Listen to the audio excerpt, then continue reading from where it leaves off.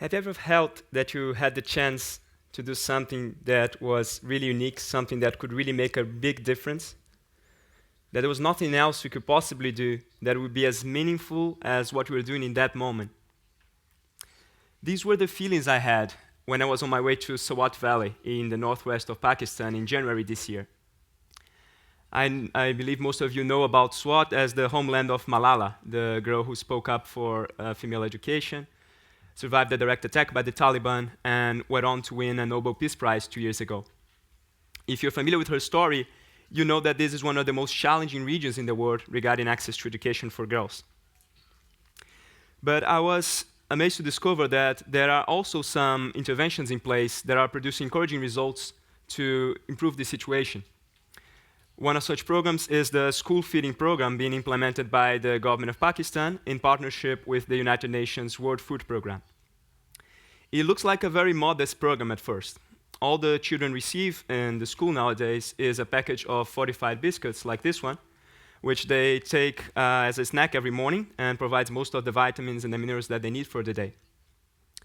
Every second month, they also take home to their families a can of cooking oil. And that's it. No cooks, no meals, no kitchens.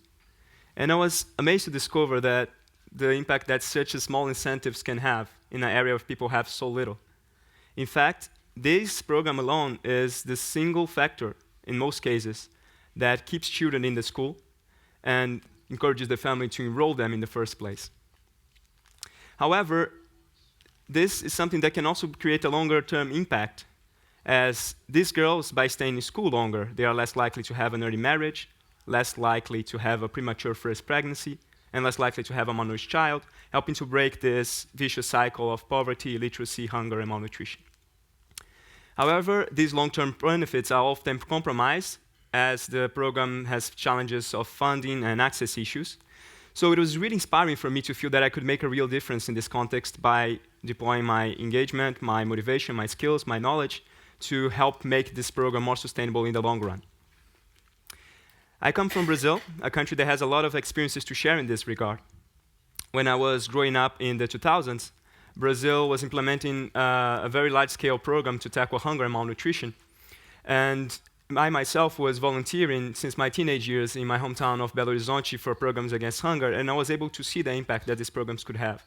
So it was a great honor for me to be able to share these experiences with Pakistan and other countries in South Asia through my UNV assignment, which was created by a partnership through the government of Brazil, the WFP Center of Excellence Against Hunger, and WFP Pakistan. This is what brought me to Swat, to Malala's homeland, in January this year. Of course, this is an area which still had a strong presence of the Taliban only a few years ago.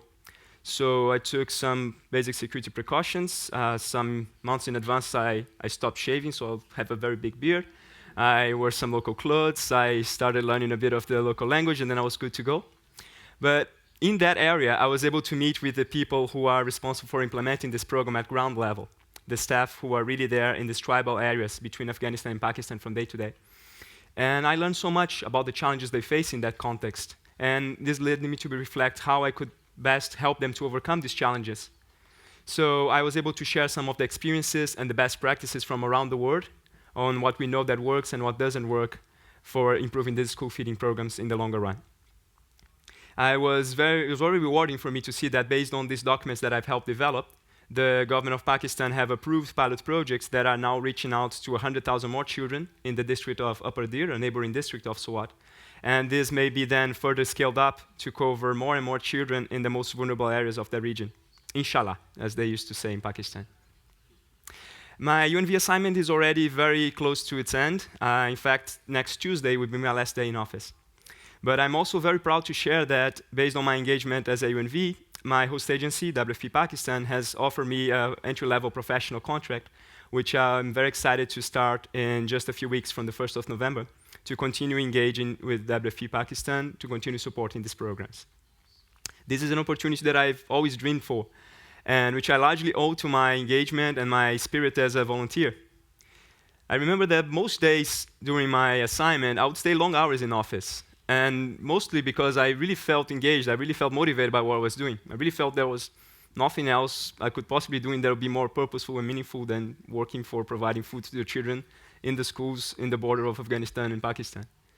But sometimes my colleagues would come to me and ask, Thiago, why are you staying so long hours? How are you pushing so hard? Your boss is not around anymore. You're just a volunteer. You can just go home. And I was taken aback by these questions a bit. I wasn't expecting that. I didn't really have a good answer, but all I could think about was, well, I guess I'm here because I really want this student to get their food. As volunteers, it's really easy for us to lose track. Even when working for organizations that are producing a meaningful impact, it's really easy for us to lose track of what really matters, isn't it? To get lost in our busy schedules and our stressful routines and lose track of this bigger picture. So as volunteers, we are constantly reminding ourselves and those around us of the reasons why we're doing what we're doing.